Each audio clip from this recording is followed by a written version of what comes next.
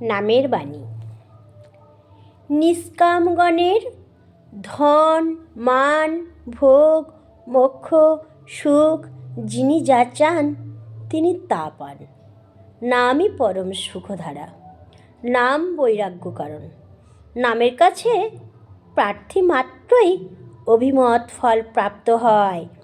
যে পাপিষ্ঠ মানব হরির কাছে অপরাধ করে, নামাশ্রয় নামের দ্বারাই সে অপরাধ হতে উত্তীর্ণ হয়।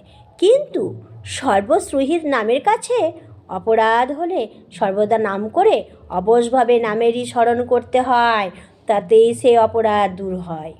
যে মানব অনলসভাবে সতত জগন্নাথ নাম কীর্তন করে, সে নিখিল পাপ হতে বিশ্বাসরূপে মুক্ত ও ছিন্ন সংসার পাপ হয়ে যায়, পরমাত্মাকে প্রাপ্ত হয়।